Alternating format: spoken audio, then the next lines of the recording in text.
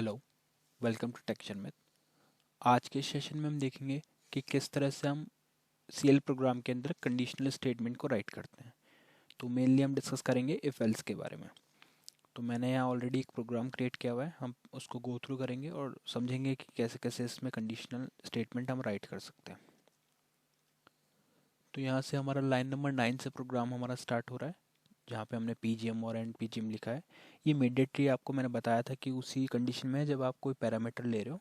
अगर आप कोई पैरामीटर रिसीव नहीं कर रहे हो तो आप इसको हटा भी सकते हो। जैसे अभी हमने यहाँ पे इसको ब्लैंक रखा है, हम कोई पैरामीटर नहीं ले रहे, जस्ट एक इन्फॉर्मेशन के लिए कि हाँ यहाँ से हमारा प्रोग्राम स्टार्ट हो रहा है, हमने इसको यहाँ पे रखा है।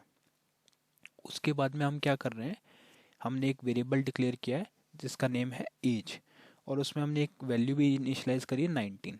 ठीक है, अगर मैं इसको F4 लेके दिखाता हूँ तो ये कुछ इस तरह से यहाँ पे हमने एज नेम से एक वेरिएबल डिक्लेयर किया है जो एम्परसेंड से स्टार्ट होगा हमेशा, क्योंकि ये एक वेरिएबल है और सीएल में वेरिएबल को रेफर ऐसे ही किया जाता है। फिर हमारी इसकी लेंथ हमने सेट की 3 और 0, और इसमें एक इनिशियल वैल्यू हमने 19 सेट किया। तो ये हमने इस तरह से एक वेरिएबल डिक्लेयर किया और इसी एज के बेसिस पे हम कंडीशनल स्टेटमेंट लिखना सीखेंगे। ठीक है, कंडीशनल स्टेटमेंट वैसा ही है जैसा अगर आप लोगों ने आरपीजी के सेशंस देखे हैं तो उसमें भी हमने देखे थे कि इफ एल्स कैसे लिखा जाता है, लूप्स कैसे लिखा जाता है। बट यहाँ पे थोड़ा सा उसका सिंटेक्स का डिफरेंस होगा, बाकी चीज़ वही है, पर्पस हमारा वही रहेगा दोनों को यूज़ करने का। तो मैं आपको बता देता हूँ कि कैसे उसको सिंटेक्स को लिखा जाता है। तो सबसे पहले आपको क्या लिखना है, इफ़ लिखना है, और इफ़ लिख के आप नॉर्मली F4 कर सकते हो। F4 करने के बाद में आपको यहाँ पे दो ऑप्शन मिलेंगे, एक तो मतलब यहाँ पे हमारे पास है एक लेबल का फील्ड और एक कंडीशनल। तो कंडीशन वाले में आप कंडीशन लिख दो पहले। तो जैसे मैंने यहाँ पे इस तरह से लिखा, ब्रैकेट लगा के एम्परसेंट एज। अगर आपको ग्रेटर देन के लिए लिखना है, अगर आपको जैसे ग्रेटर देन लिखना है तो आप लिखोगे स्टार GT, लेस देन लिखना है तो स्टार LT, इक्वल टू लिखना तो EQ। इस तरह से आप अपना नॉट इक्वल का भी रहता है NE। तो यहाँ पे आपको कंडीशन स्पेसिफाई करनी है। और जैसे अगर मैंने यहाँ पे लिख दिया GT ग्रेटर देन 15, ठीक है, यहाँ पे मैंने 15 लिखा, तो 15 को इसने मेंशन किया यहाँ पे, और उसके बाद में हम देन वाले जगह पे लिख देंगे डू। तो ये कुछ इस तरह से आपको दिखेगा, if condition as greater than 15 then do. तो इसमें क्या होता है, डू एक तरह से हम इसको बता रहे हैं कि हाँ अगर आपका कंडीशन सेटिस्फाई होता है तो आपको ये परफॉर्म करना है। तो इस यहाँ पे वो लूप वाला डू नहीं है, ये एक तरह से हम इंस्ट्रक्ट कर रहे हैं कि अगर ये कंडीशन ट्रू होती है तो देन डू दिस। और उसको यहाँ पे हम एंड कैसे करेंगे, एंड डू के साथ में। अगर आपको इफ एल्स एंड करना है तो यहाँ पे एंड डू को क्लोज करना होगा। क्यों, ये हमारी कंडीशन हो गई इफ की, फिर हम उसको बोल रहे हैं कि अगर कंडीशन ट्रू है तो देन डू, फिर जो भी हमारा उसके बीच में लिखा होगा वो उसको परफॉर्म करेगा, और फिर बाद में बोलेंगे एंड डू। ठीक है, तो इस तरह से आप इसको इफ कंडीशन को लिखोगे। मैंने नीचे वाले लाइन पे लिखा हुआ है, लाइन नंबर 19 पे हम यहाँ कंडीशन चेक कर रहे हैं कि अगर एज जो है वो ग्रेटर देन 18 है देन डू, और डू के अंदर हमने लिख दिया सेंड PGMMSG, एक मैसेज प्रिंट करा रहे हैं एलिजिबल फॉर वोटिंग।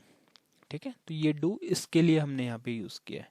इसका लूपिंग से कोई रिलेशन नहीं है, ये जस्ट हम परफॉर्म करने के लिए बोल रहे हैं कि अगर ये कंडीशन ट्रू है तो आपको ये परफॉर्म करना है, और फिर हमने एंड डू किया। इसमें एल्स के लिए आपको अलग से ही स्टेटमेंट लिखना पड़ेगा। तो जैसे मैं यहाँ पे लिख रहा हूँ एल्स, तो एल्स लिख के आप F4 कर सकते हो सिंपली, और कमांड में आप लिख दोगे डू। तो ये आप क्या करेगा, एल्स अगर ट्रू होती है कंडीशन तो डायरेक्टली ये इसको प्रिंट कर देगा। अगर ये ट्रू नहीं होती तो फिर ये फॉल्स वाली कंडीशन पे जाएगा, एल्स वाली कंडीशन पे जाएगा और उस मैसेज को प्रिंट करेगा। तो यहाँ पे ये मैसेज प्रिंट कर देगा नॉट एलिजिबल फॉर वोटिंग, और फिर लास्ट में एंड PGM हमने किया हुआ है। तो अभी हमने वैल्यू क्या सेट किया, 19। 19 है मतलब ये ग्रेटर देन है 18 से, तो ये कंडीशन ट्रू होगी तो मैसेज हमारे को मिलना चाहिए एलिजिबल फॉर वोटिंग। तो अभी हम इसको कंपाइल करते हैं और देखते हैं कि आउटपुट सही आ रहा है या नहीं।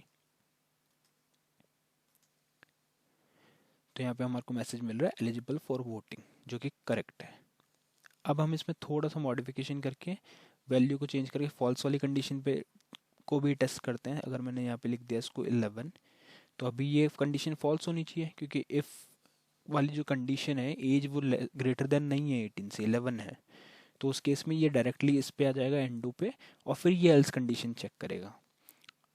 अगर हमारी ऊपर वाली कंडीशन फॉल्स है तो ये एल्स कंडीशन चेक करेगा और फिर उसके अंदर जो लिखा है वो एग्जीक्यूट होगा। तो यहाँ पे मैसेज आना चाहिए नॉट एलिजिबल फॉर वोटिंग। तो मैं इसको कंपाइल करके टेस्ट करता हूँ। कंपाइल हो गया ये सक्सेसफुली। अब मैं इसको कॉल कर रहा हूँ तो यहाँ पे मैसेज आ रहा है नॉट एलिजिबल फॉर वोटिंग, जो करेक्ट है क्योंकि इस पर हमारी जो कंडीशन थी वो फॉल्स फेल हुई थी और उस वजह से हमारा एल्स ब्लॉक रन हुआ और एल्स ब्लॉक में हमने ये मैसेज प्रिंट किया। तो इस तरह से आप अपना इफ़ एल्स का स्टेटमेंट यहाँ बना सकते हो।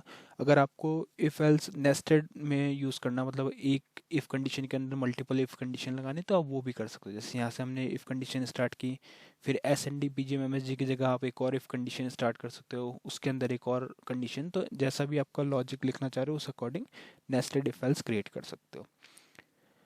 तो इसमें ऑलमोस्ट सभी चीज़ें वैसी ही है जैसे हमने आरपीजीएलई में सीखा था, बट यहाँ पे एक डिफरेंस थोड़ा सिंटेक्स का है। यहाँ पे हम डू यूज़ करते हैं, जो किसी भी कंडीशन में आप इसको रिलेट लूपिंग से नहीं करें।